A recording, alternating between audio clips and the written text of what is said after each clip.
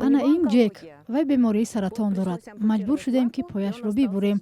از همان وقت در خانه ما زندگی میکند. حنیفه برات و سگ‌های معیوب و بی‌صاحب را از کوچه جمع کرده به خانه اش می‌آورد. سرنوشت هر یک از این سگان غم‌انگیز است.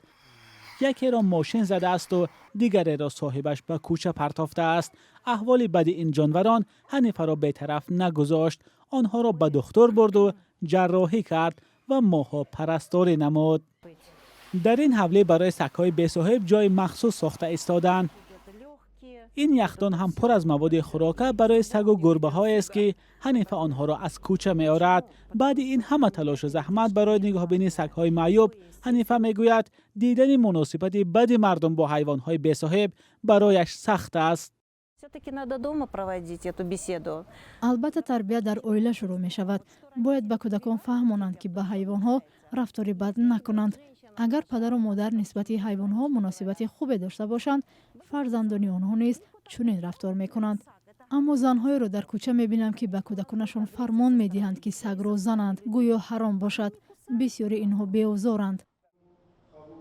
اخیراً پارلمان تاجیکستان نگرانی محافظان عالم وحوش را شنید و جزا برای آزار حیوانات را سخت‌تر کرد. بر اساس تغییرات نو به کدکس حقوق ویرانکنی مأموری برای شکنجه حیوانات شخص تا 300 سومان جریمه می‌پردازد. اگر شکنجه باعث هلاکت حیوان شود، حجم جریمه تا 600 سومانی خواهد بود. مناسبت برخی ساکنان با حیوانها به خصوص سگ‌های بی‌صاحب دیر باز نگرانی جامعه شهروندی را به میان آورده است. سالهای گذشته در دوشنبه خوجند و خاروق هزارها سگ بی‌صاحب را یا پراندند و یا زهر داده کشتند. مقامات این کار را راه حل برای امین داشتن ساکنان از حمله سگ‌ها می‌دانند. فعالان جامعه شهروندی گفتند این و دیگر مسئله ها در قانون دیگر تصویب شود.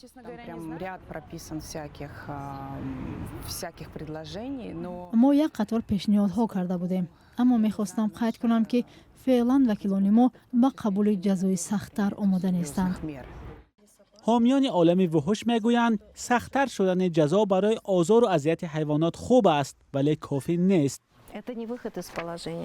البته این خیلی کم است. آدم وقتی می‌بیند که با این قدر مبلغ از مجازات میتواند خلاص شود، این کار را تکرار میکند.